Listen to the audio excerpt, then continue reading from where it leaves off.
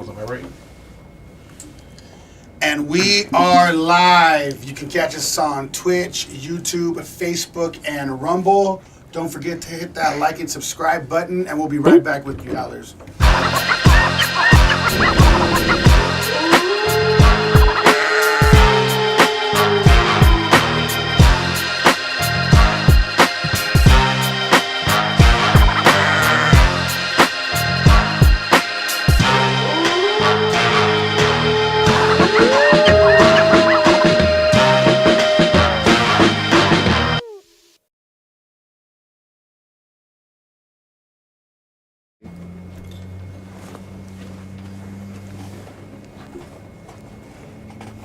How's over Baz? I'm Jacob Casas. I'm Rico Savage. And today we have a very special guest that actually we've been talking about getting on for a while now. So I'm going to let her introduce herself. But before we do that, I just want to thank everybody for liking and subscribing.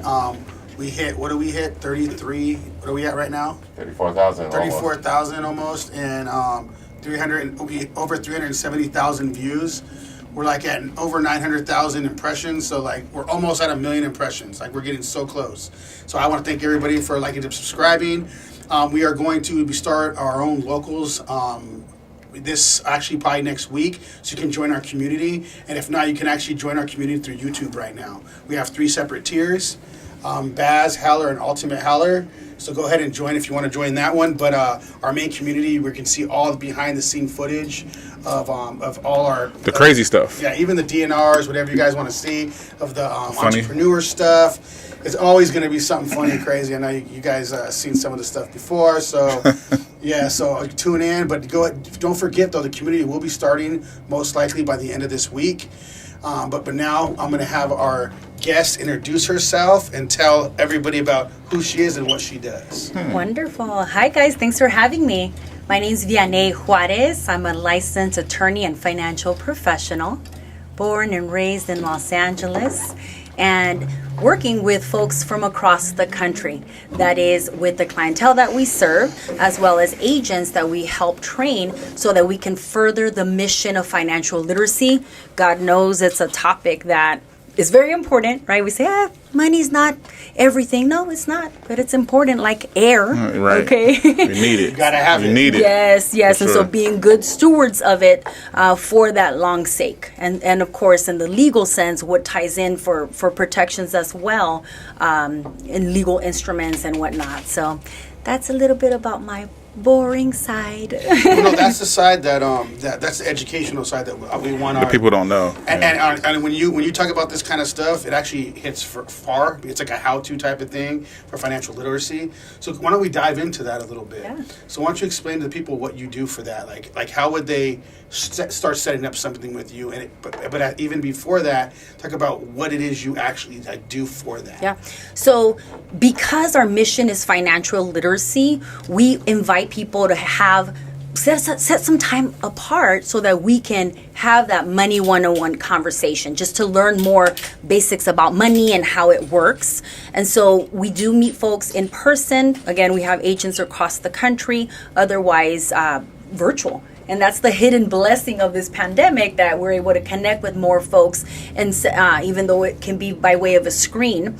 When we get together with people, then we're able to share some visual tools as we break down the information, considerations for what kind of money should I have stashed for short-term goals, 1 to 3 year down the road, versus long-term goals, more like a 10-year plus time frame, and as opposed to just having a bank account, for example, and I just kind of do everything from it. And, instead how to structure myself so that I can be more efficient if and when life comes, the good, the bad, the funky, to be able to navigate, because we can't always control those consequences, but we can be preventative and say, okay, when life comes, be able to face it head on from a standpoint of what's best for my family, as opposed to being caught in a funky situation and the stress that comes with that.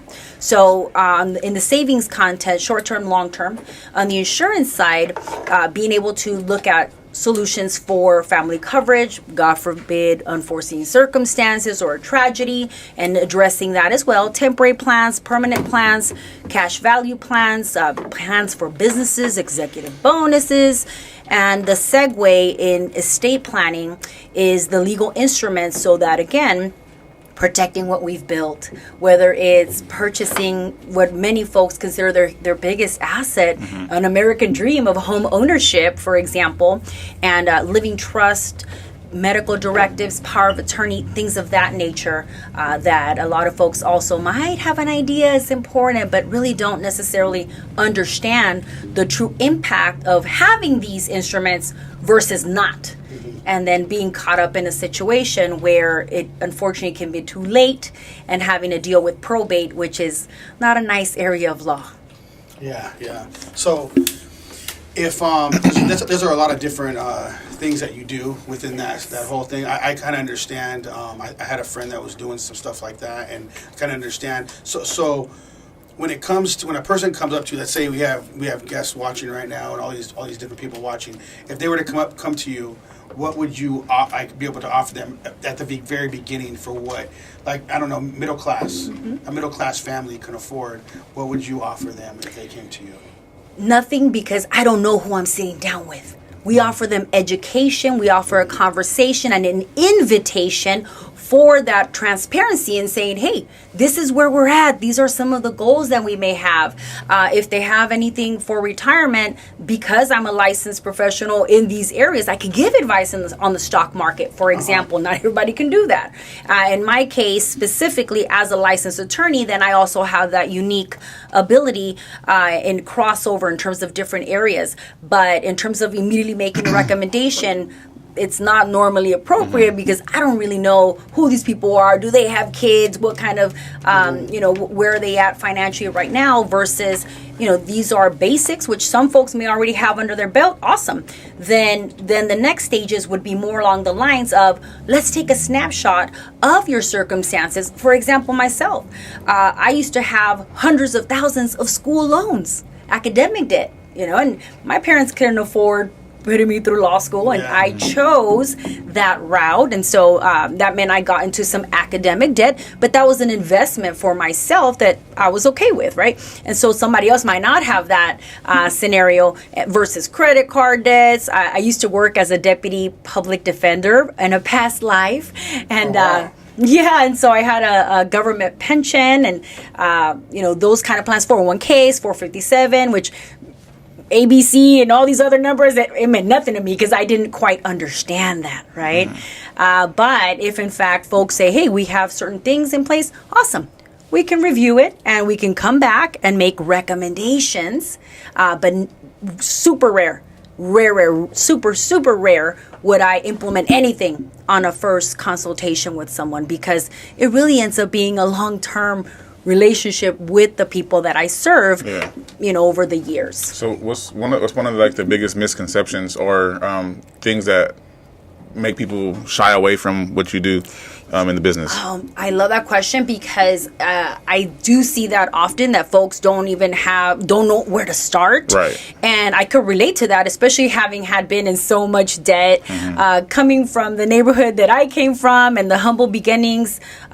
My parents, my dad was a construction worker, my mom was a homemaker, but to make ends meet, she would work in sweatshops in the food industry and in the garment industry, and otherwise raise us 4 kids. And so I was frustrated at seeing how hard they were working, but still on the path of work until you die. Right. And that's most people nowadays. That's I would say that's like the big percent of what people are doing. You're almost taught that, though. You're taught that in school. You're taught that work. I mean, to basically just get a job and work until you die, and not even call off. Like don't you call off? That kind of thing. And I feel like they teach you so wrong in school. Then on the back end, you retire when your back is all messed up, and you know what I mean. You can enjoy it. Yeah. Yes, folks want to travel, and it's like, I can't even climb up the Machu Picchu, pyramids or whatever. What would you suggest for something like that, for those kind of people that have that in their head of just basically living paycheck to paycheck? What kind of financial literacy can you teach them? Everything is a choice. Everything is a choice. And things such as tax write-offs, things such as having strategies and accounts that guarantee folks' money versus the various risks of the stock market. Wealthy people don't lose their money. They have their money growing and working for them, and they get tax advantages. And I say, that's awesome, but that should be for everyone. And the issue is that if we don't seek to become more informed, right? Because when we want a solution, think of a toddler, right? If they want a lollipop or whatever, they're going to harass you for that lollipop, you know? They're going to get it and some way. Yes, they're going to get it. They're going to figure a way to break your will, you know? And we have to be the same way in truly going after something and saying, hey, you know, how can I fix this? How can I strengthen this, right? Because you don't know what you don't know. But at the same time, I'm also not trying to stay not knowing, right? Because there's got to be something more out there. And so it really began for me with a curiosity. But if folks realize, getting back to your question, Rico, if folks realize that they can actually start investing and savings with as little as $15, hello, right? But the most important thing is making a decision. Making a decision. Gotta start somewhere. For sure. So, because you're even a licensed lawyer and all. You have a lot of background, like a lot of things that you've done. So you probably learned so much with even just that that would help your business as well, right? I you know what? Every experience has definitely been something that it builds upon, but. You know, going to law school doesn't teach us how to run a business in law just as much as going to dentistry school doesn't teach you how to run a dentist business, right?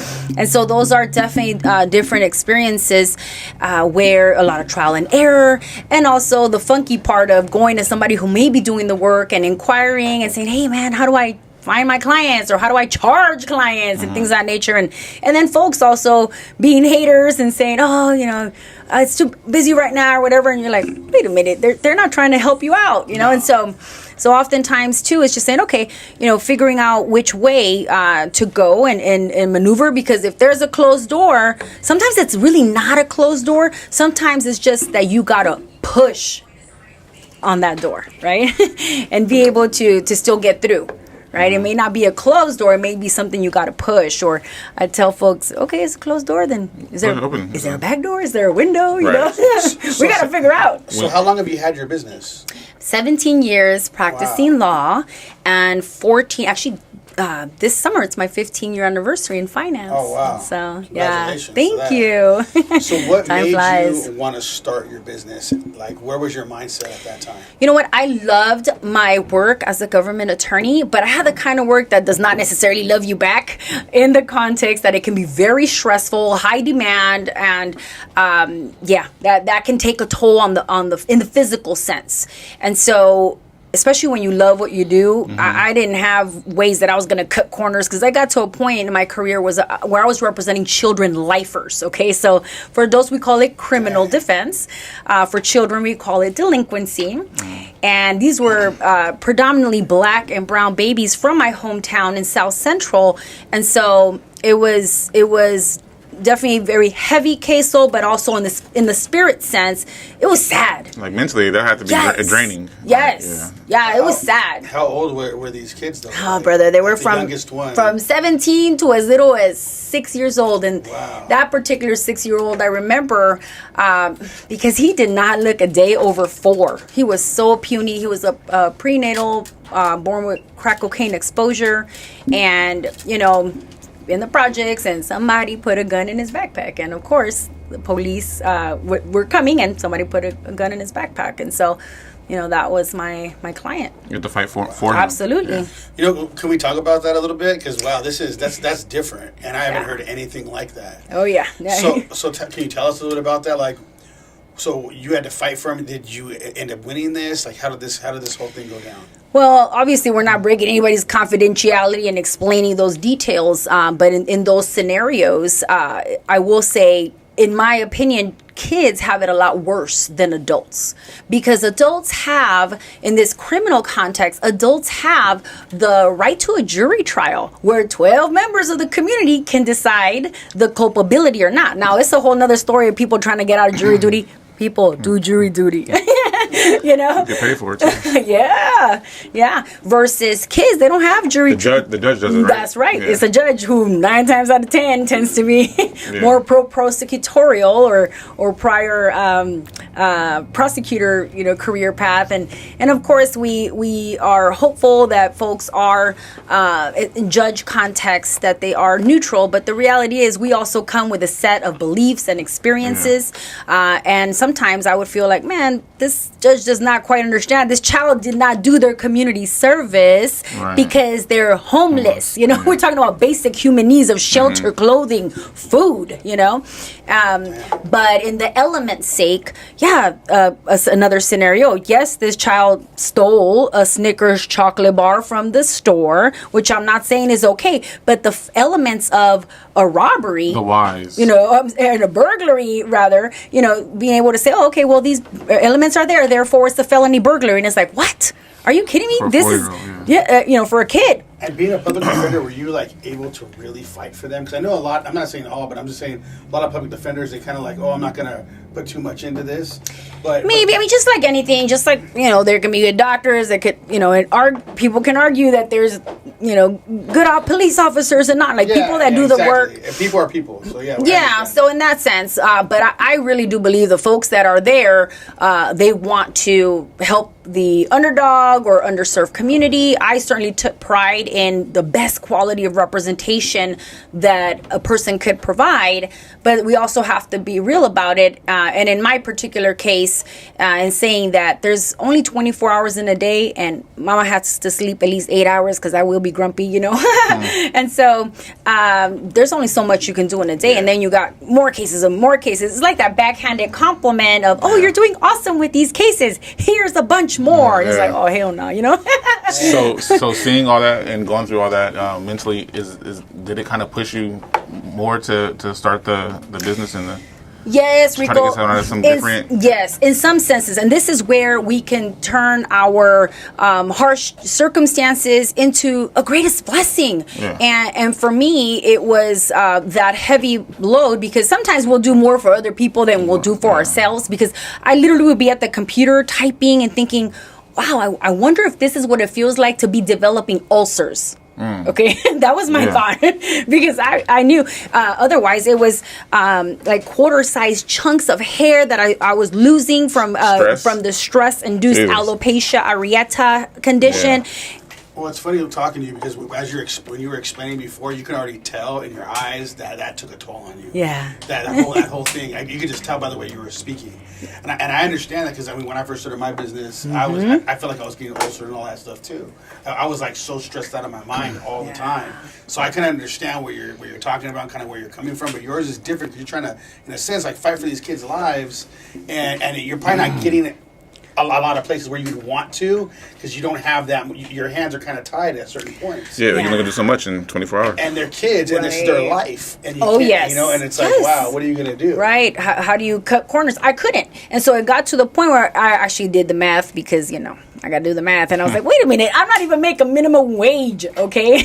Because of all the hours and before work, after work, during your lunch break. A lot of people don't do that, though. They don't clock the time in and see, hey, wait a minute, if you really look into what you're doing as your job, you're not even making minimum wage half the time. Yeah. People don't notice that. It's not worth it. It's not worth it. It's we have 24 hours in a day. But you probably learned so much. You learned how to fight. Like just to fight. To advocate for people. And even for yourself. And you're fighting so hard, and then now you start a business and you already know how to fight now. Oh, absolutely. You got to be able to take those blows and being able to identify the wins, because it may be something as simple as, okay, there's in adult context, they call it a conviction. For kids, they call it an adjudication. But the point remains that there is everything, being able to find your wins, right? Oh, I was successful in getting this specific expert appointed on my case to help me advocate for my kid because they have a cognitive deficiency or something along those lines, a disability, and and just getting the funding to advocate for that, or every little thing identifying your wins, because little wins add up to big wins. Yeah. Okay, and so it might not be the straight dismissed case, in a very rare circumstance, which of course has happened. I've represented homeless people who were being prosecuted for eating out of trash cans. You guys, I seen one story where a homeless lady took a guy's pizza off of his table. It was like an outside dining thing, and she went to jail. They gave her life for it. It was her third strike for eating a piece of a guy's pizza off his table. That's wild. A homeless lady. yeah, that's Her third wild to say the least. Life. Damn, Yeah. life for taking a pizza. Yeah, She was hungry. So it was, and she was older lady. That's wild. very sad. But yeah, I just it got to that point where I started getting sick, and so the health on my toll. But remember, I said earlier, I said sometimes you'll do more for others than you'll do for yourself, and I know some of us women are very good at this. Okay, and it's like, wait a minute, even in the airplane example where they say that little mask comes down, you got to put it on yourself first before you can help anybody else. Right? You can't help anybody if you can't help yourself. Then how you gonna help somebody else? You know what I mean? Yes. That's real, because like even when this is just business in general, right? Like, I remember when I first started my business, I had employees, and I wasn't even paying myself a lot of the time because I had to pay them. That's right. And then I had these guys coming back complaining to me because they want raises and stuff. And I was thinking, damn, I do so much for you people, and you guys are asking me for more, and I'm already giving you guys a lot. You guys are asking for, and I'm not even paying myself right now. So I remember thinking after a while, I was like, this is a kind of like this ain't a PG podcast. I was just like, fuck them, I'm gonna do what I want to do now. I don't give, and I started making it make sense where everything's gonna be like even. I'm going to make sure I take care of them. They're not going to step on my toes. And this is the way it's going to be. If they don't like it, they can bounce. Yeah. And I started like looking at business differently, where I'm not going to be strong-armed. You know what I mean? And they're not going to try to make me feel bad for doing things. Like, this is a business, and it has to be ran a certain way. Yes. That's just the way it is. Because people will walk all over you if they can. Oh, absolutely. You can't let that happen. Right. No, and that happens in the traditional job context too, because when I eventually pulled the trigger to leave, I had already been educating myself in finance a couple of years and stacking my money, reducing and eliminating my debt, so that when push came to shove, I had not planned on it. Remember, I was that person that was like, I love my job.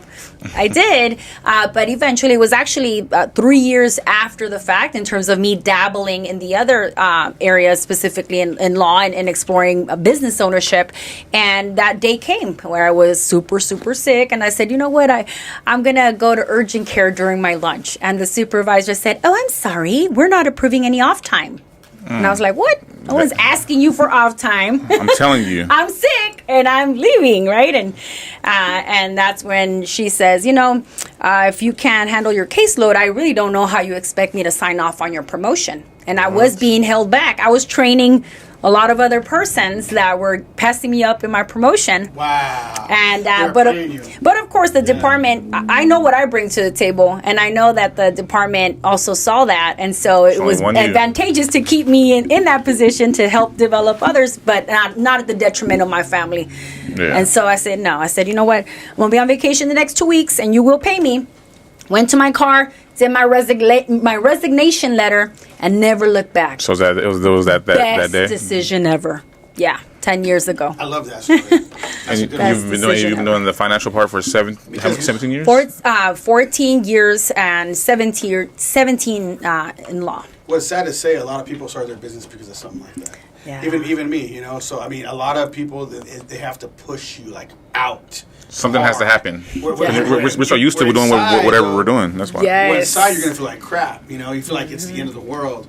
I'm jumping off a cliff. Yeah. But then later on, as you keep moving, you're like, damn, that was the best thing I could have ever did. And I probably wouldn't have did it if they weren't pushing me so hard like that. You're right, Jacob, because we get comfortable.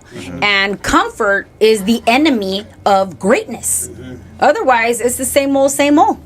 So many people stay comfortable and are not willing to explore how much more they're capable of. How are we going to tell our children, hey, you can do and be anything that you want to be, if we're not even pursuing those things ourselves? Well, there's a saying, you got to you got to be comfortable with being uncomfortable. I think that's like real, because I'm always uncomfortable. I got all the different businesses I have going on, and it's like it never does what I want it to do exactly and as fast, the patience, all that. So I really believe that. Like I feel like, and if I start getting comfortable, then I feel like I start slacking.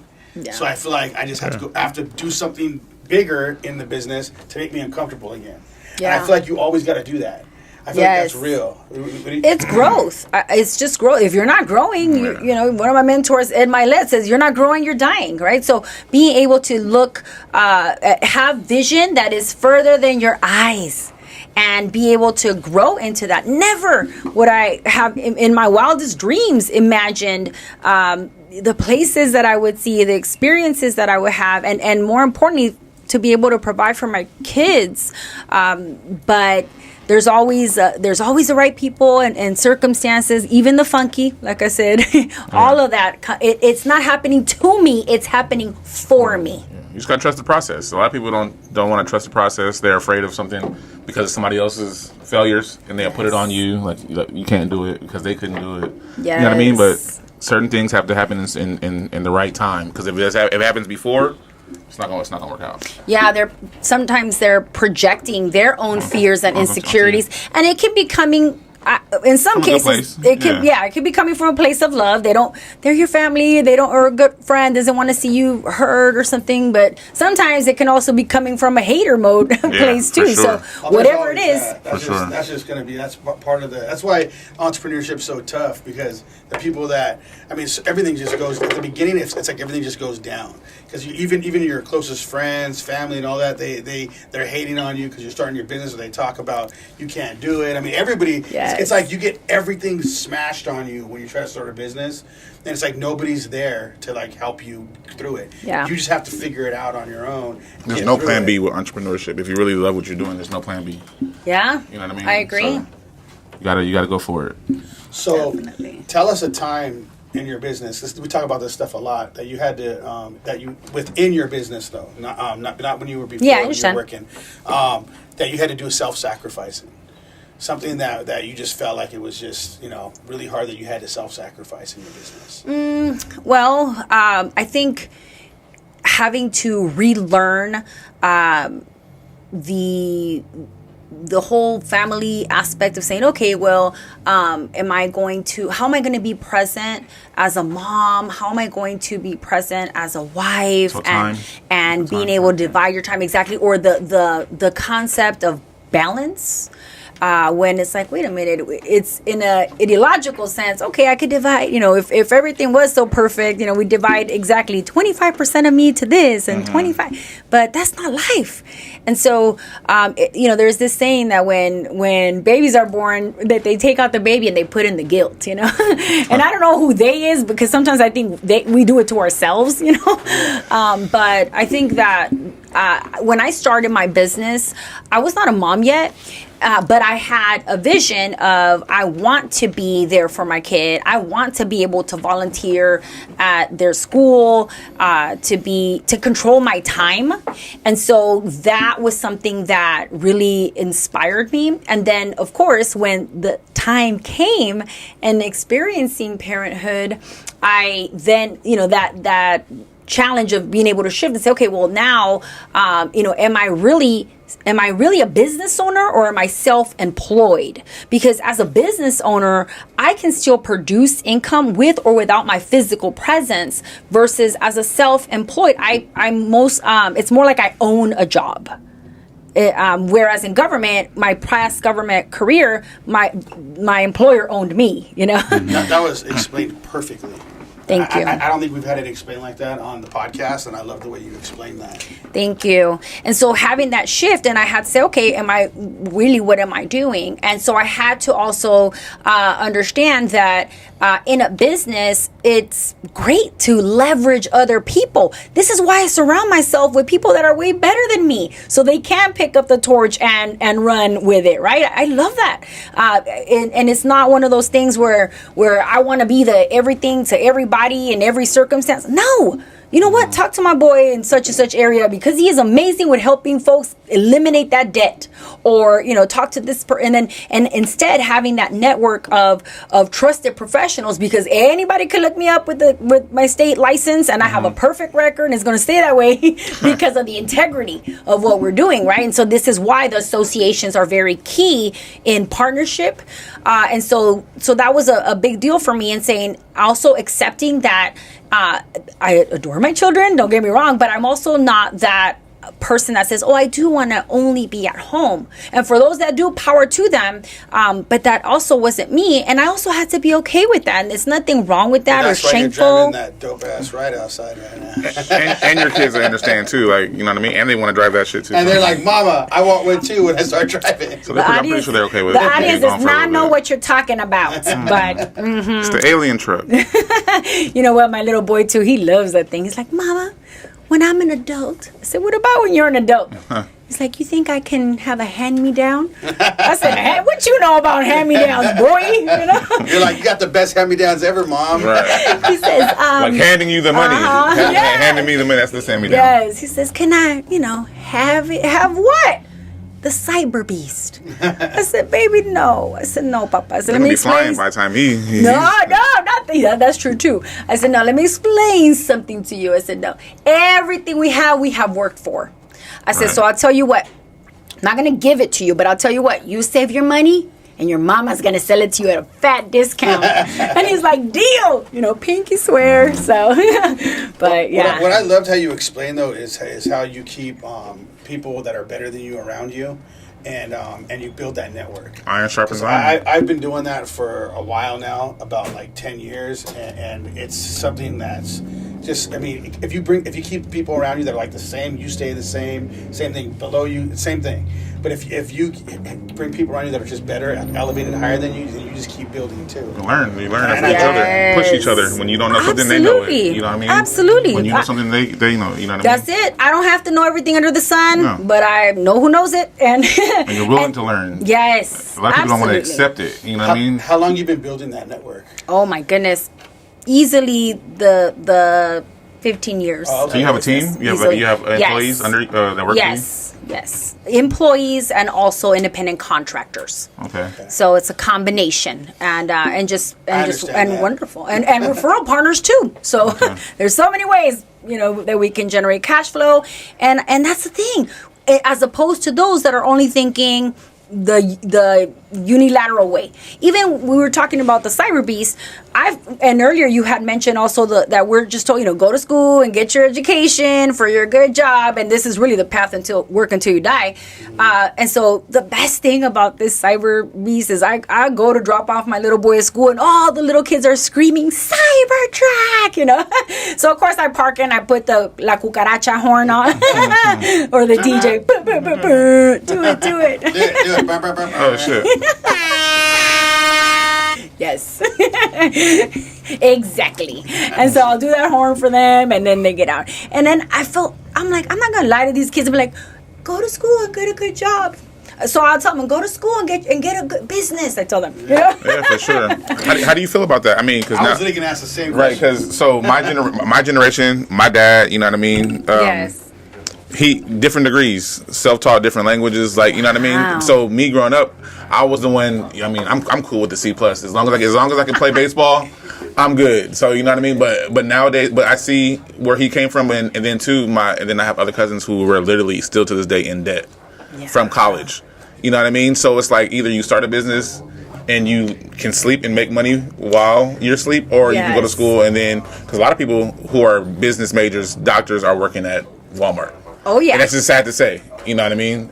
So that's how it is. What do you feel on education and as far as business? Do you think it's a hand in hand, or do you think it's?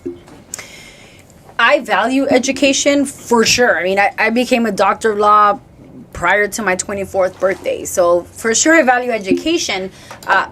But there is a difference when we think that it's through the educational route that's the one that's going to bust the doors for money. Because you went into education specifically for certain things. Yeah, certain things you got to go to school for. So like a trade for for that, right? Yes. So, but see, what do you think about the education that's going on in schools right now? I almost feel like it's a waste of time. I mean, the one thing that I'm looking at is, okay, yes, my son, I want him to finish school and graduate, and that's something that he accomplished. But what he's learning in school, I think is a waste of time. I think they should be teaching him how to do taxes and different. Why they even sign an application, even write an application. I don't understand what they're Yes. teaching them is crazy to me. It's almost like they're not training them for the world at all. And now I have to do that. I can see that legitimately in what kids are learning. I have a teen girl that our family, we became family about 3 years ago. 2.5 years ago, she was 15 when we basically adopted her. And so she is now going to be 18 soon. And her, in high school and things of that nature, I mean, they'll go through certain curriculums. And I'm like, okay, how's this really going to, prepare her? Versus in my situation, I went to a parochial school. And thank God my parents, did that sacrifice for me, because in Watts, the school were in my neighborhood. It was a joke, a true joke. And I can tell you because even one summer I went and there was for summer school, because I wanted to keep going to school. And so I went to the local public school and they literally cut a book in the bound. And the teacher went like this, a class of 40 something students, and made photocopies and literally passed it out to 4 people. And that was it. Yeah, I went to Bloomington High School, so I get that education system. Ghetto ass high school. Yeah. Crazy. Yeah. So I get that. But Yeah. I went to private school. I feel like college was better back in the day and it actually meant something. But I don't feel like it does anymore. It just depends on the area. I mean, to be honest, it just sucks to say, you know what I mean? It's like some teachers, they actually are put in a bad position. And after a while, like you said, you feel a certain way. You only can do so much in 24 hours for every kid. Yes. So, you know what I mean? They're stuck in a certain position and so it happens. It's a concern. And that's perhaps another area of the parent guilt of, should I be homeschooling, or and then I also worry about just putting a kid in front of a computer all day with virtual schooling versus where do we take them also for their activities? My kid is in jiu-jitsu, he's in wrestling, my hubby has them also in soccer, and just different experiences for them. And those are the true lessons of camaraderie, of sportsmanship, of wins and losses, and I'm sore. And that's too bad. You're gonna go. You still have to work out, or you have a commitment to the team, right? And those lessons. That's literally what I was gonna bring up, because that's the same thing. I mean, we talk about fatherhood and motherhood a lot on this podcast, because that's part of being a howler. That's part of being someone that you need to be able to grow to be. You have to be a great parent too, and a lot of these big business owners. They talk about that a lot, how school is just not what it used to be. And they have to make sure their kids are doing things to keep them structured. Like put them in sports and make sure they do things with team camaraderie, just like you were talking about. That's why I have my kids and stuff like that. Nice. Because you have to make sure that your kids do something like that, because, I mean, in school, like, what are they really learning right now? I mean, even when if they don't go, they do homeschool, they still need to learn how to socialize with people. Because right now, I feel like that's the worst right now for kids, socializing. They don't want to do it because they can be on their phones or they play video games and fake things friends. like that. Yeah, exactly. On social media, people and don't know how to hold a conversation face to face. Oh man, yes. And if that's anything I can teach my kid, by all means, it's how to make friends. And he is wonderful at it. Oh man, that guy. We'll be at Costco and he's like, "Mom, get her number. We're gonna have a play date." And I'm like, okay, and so through my child, I've made new friends as well. So teaching that ability to connect with people and make friends, and since they're very it's little. all a network, especially when you have a business. Everything is a network. Yeah, that's literally what it comes down to. You're building your network, no matter who it is, really. Especially like with this podcast, every person that I meet is very valuable as a network for this. So it just helps me build and grow, even in my other business. So I mean, build your network, build your net worth. Yeah. So when it comes to net worth and money, what are like some like little hacks that some people can do who don't have a lot of money to put away to save? Like, what are certain things that they can put their money into, or certain things that they could do to build their money?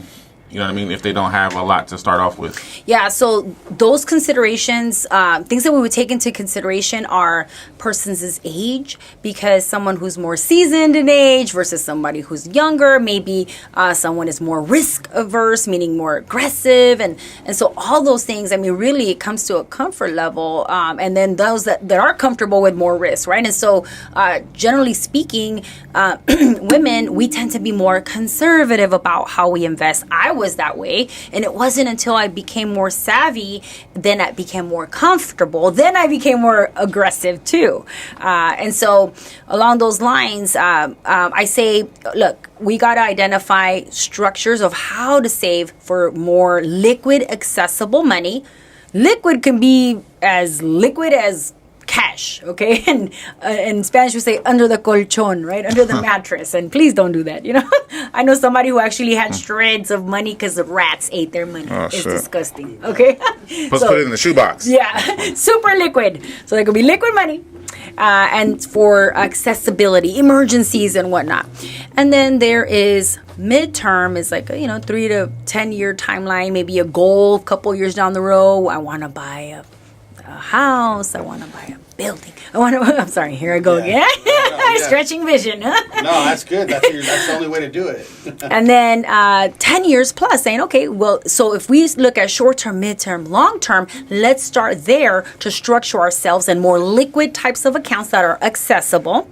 Caution with so accessible that then we use it all the time. So we're talking about like putting money in the bank and like letting it sit there or grow, or how, like starting to identify different structures. So short, mid, and long. Now, what constitutes short? I mentioned it could be super cash. It could be a bank account. It could be then more aggressive, which includes in the stock market, mutual funds. Banks will do money markets, and then there's even more aggressive, which is stocks. Okay, and so, but all of those constitute liquid. From conservative to aggressive, okay? And then in the long term, there are traditional retirement accounts, and those, the biggest factor is how they're going to be taxed. So are they going to be taxed later or structure them tax exempt, which I'm a huge fan of exempt strategies. In which case, there's insurance-based accounts, and there is Roth IRA, which is also in the stock market. So you have to have somebody that has a license in that to be able to, give the money and give, yes. And show you. And a lot of advisors, they'll only have stock market license and they can't advise on the insurance side or vice versa. And so someone such as myself, I'm multi-licensed, so I can give advice. But also, as an attorney, I have a fiduciary responsibility to the people that I serve. It's not a commission of what I'm going to get paid, because somebody might say, hey, I want such and such account. I say, okay, I could do that. I'll probably make more money as the advisor on that. But have you considered something that is going to put a guarantee up so that you don't lose money or be tax exempt or whatever? And they'll say, oh, no, I hadn't, right? And so then I can, show them other alternatives that maybe actually meets their goal in a way that they hadn't realized, right? Because again, you don't know what you don't know. Right. What's something that would be like tax exempt? Roth IRA, as well as insurance-based accounts, where there's like a savings account that is linked to insurance, then that can create a tax shelter. And so for savings long-term, those are routes to go. But yeah, it's definitely, and not a one-size-fits-all. And then there's other ways that we can, this V over here gonna geek out. There's other ways that you can also make these accounts owned by your LLC, by your corporation, by your entity. And now you can also write it off for your business. And on top, so on the front end, have a tax advantage, and on the back end, also tax exempt. So, it's a team of professionals that have that consciousness. I also would tell people, you have a tax professional, awesome. I'm not a tax preparer, CPA. exactly. There's CPAs, but sometimes people will think, oh, my CPA said to do this. Okay, that's good. But you see, their job is to help reduce your tax liability for last tax year. I'm looking at long term. Yeah. And those are different things. Just like you could have a podiatrist, a foot doctor, and you could have a brain surgeon. And if you have a brain issue, you don't want the podiatrist doing your brain surgery. Well, okay? most time, CPAs are just numbers people. They're just going to be telling you, basically how to get money back and how to save money, things like that, but not put in like stocks and things like that. They're really, I mean, I had so many different CPAs, but one I have right now is really good, but they're just numbers. Like you're not going to go that route with them. They're going this is somebody like completely different you got to bring in. Because I mean, I love my CPA. It's just, he doesn't know anything about this. Yeah, but you see, you get that. A lot of times They people don't. will not get that and say, oh, but my tax person said to put it in my IRA, which is structured as like a 401k, that it's tax deferred. And so, I'll say, okay, well, let's all talk together, Yeah.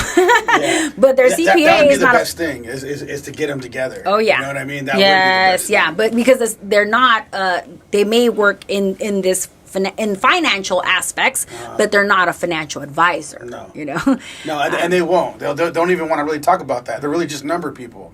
And if you notice, a lot of number people, they're kind of odd. Like, let's just be real. They're kind of odd. Like, you got to deal with them, and they're not really like personable type people. They were homeschooled. No, I'm kidding. They're really like just smart, and they don't know. They don't even know how to like. It's just funny, dude. It's just all these different CPAs I've had. I even had accountants that actually worked for me in here.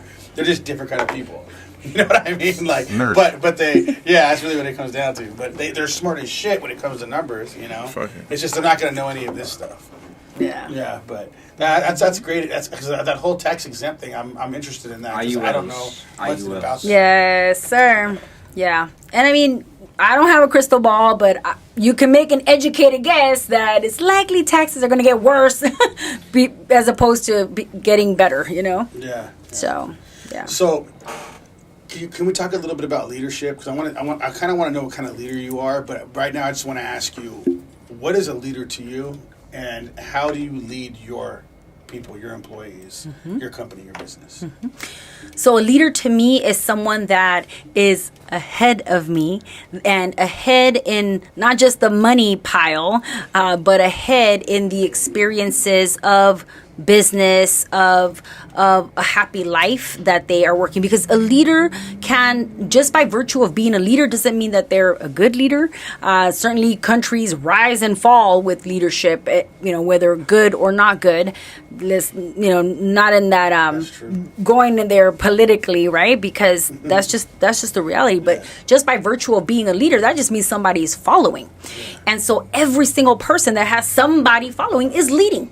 Whether it's to the promised land or to a ditch, I don't know, right? And so, along those lines. Why don't we get into that then? What's a good leader, and then I'll ask you what's a bad leader. Yeah, I think characteristics of a good leader are persons that are willing to do it themselves versus dictating.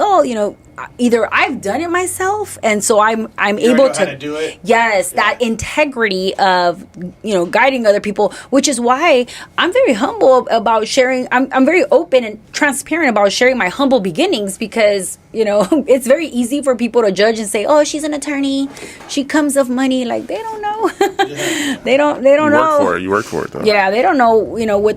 Yes, we have worked for where we are, and another area too is, I mentioned associations, but even in household leadership, with my husband and our life partnership, like these are key aspects of success. By no means would I be where I am at had I not had a life partner that supports me and also believes in me, and so that we can so he can also lead the household the way that he does, and working in partnership. My husband is a crane operator.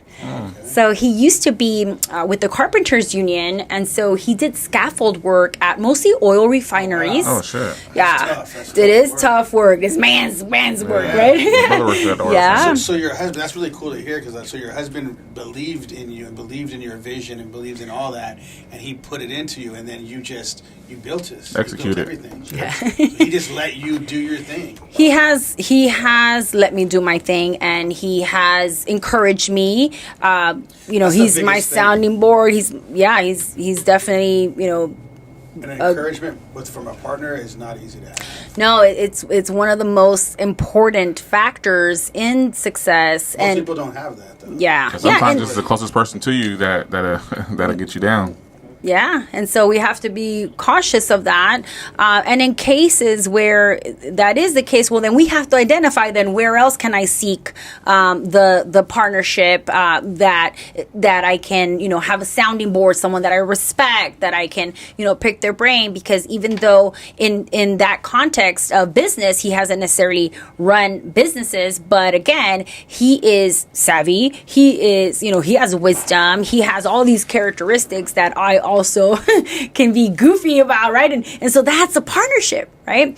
And so in leadership, being able to borrow leadership from those that have been in industries for decades and being able to read their books and listen to their podcasts so that you can also absorb that and create those associations, right? So the books that we read and really the do it first leadership, where it's like, okay, I'm gonna practice what I preach here, and then I have to be a better steward. I had to get myself out of debt. You think buying $130,000 car was something that was just it was something I could do, but I also thought about it because I also don't want to set a bad example of not saving and splurging and buying crap, you know what I'm saying? So in that context, I have to think about those things. But then when it comes down to the cost analysis and say, either I buy this car, either I buy this cyber beast, or I'm gonna pay this in taxes, we're gonna get a cyber beast is what we're gonna do, okay?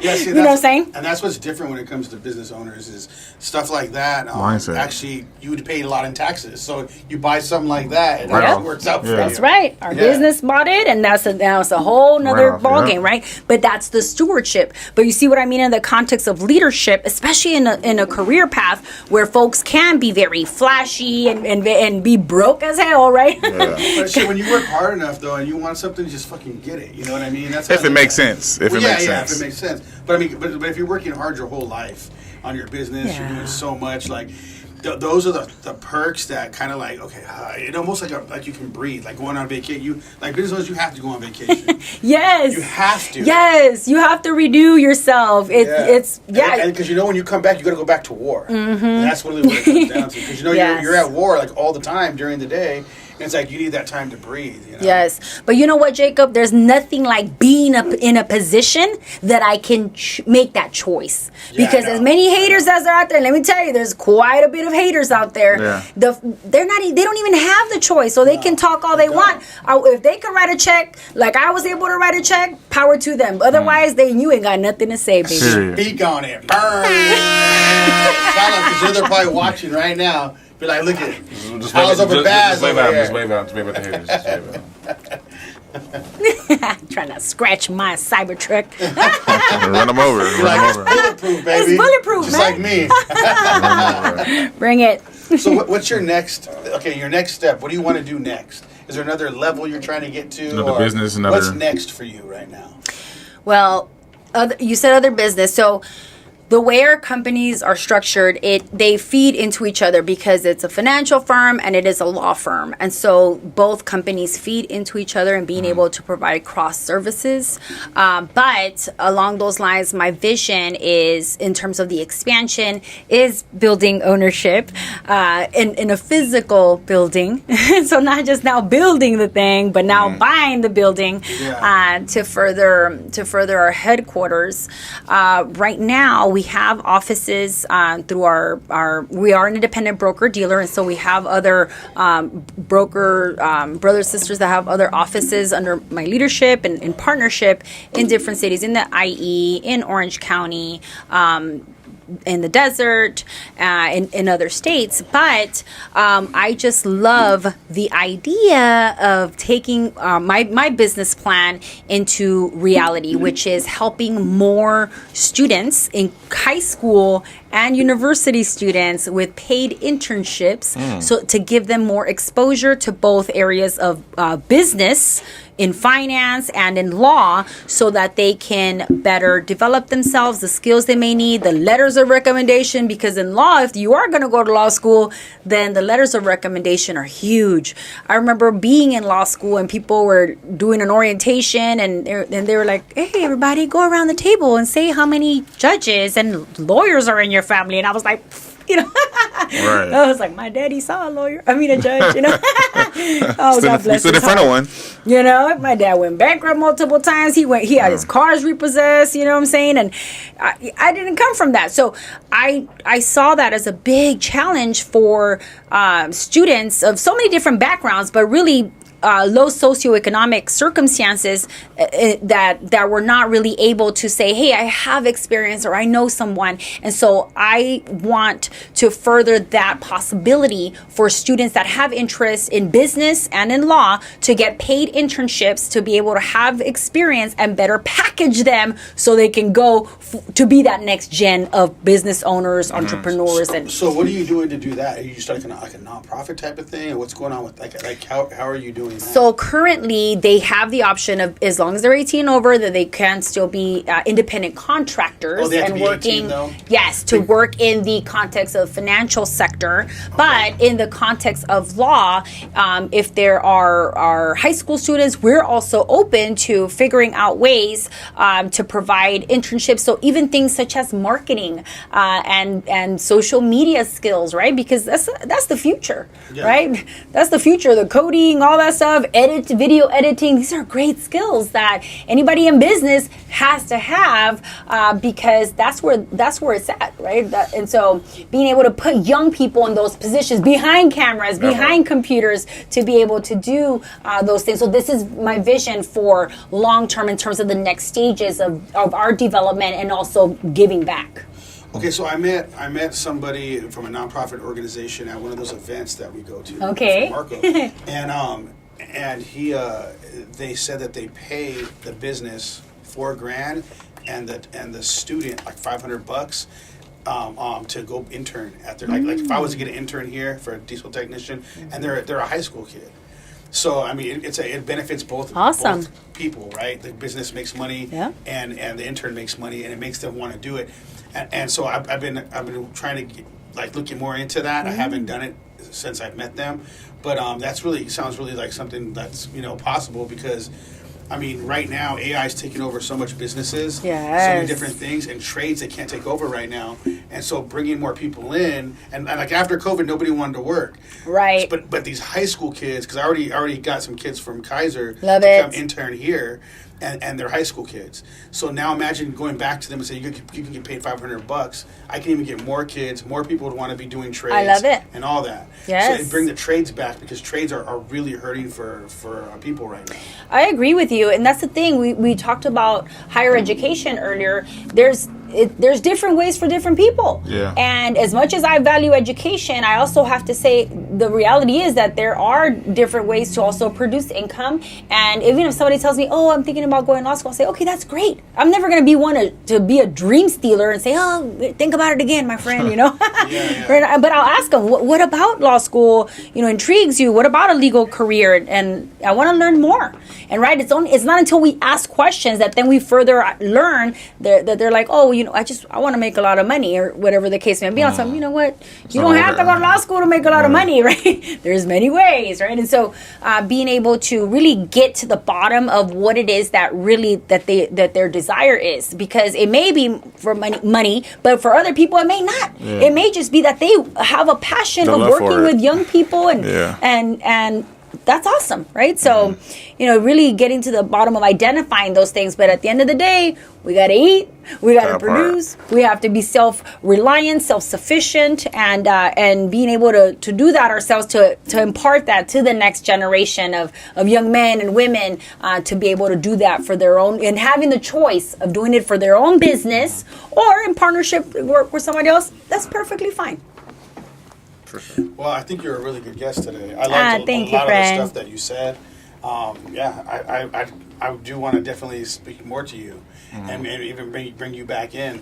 You have a lot of good things that you were talking about, and you made a lot of sense. I appreciate that. But before we go, I do want to ask you a question. So, this is our question that we ask a lot of the audience. A lot of the guests that come in, we want the audience to get to know them a little bit more. So, deep down inside, who are you? If you can tell the audience who you are as a person deep down inside, who are you? I am a woman of God. I am a child of God. I am blessed. I am happy. I am grateful. I am someone who is compassionate. I am someone that knows and gets to see people in their most vulnerable, harsh fears that surround them. And I'm the kind of person that says, let me get in that ditch with you and we're going to pull you out. I'm not the kind of person that's going to say, oh, sucks to be you, right? And so I love hard. I love humanity. I love serving others. And that's my daily prayer. How can I impact even one life? Get out of my own head, my own nervousness, because it's not about me.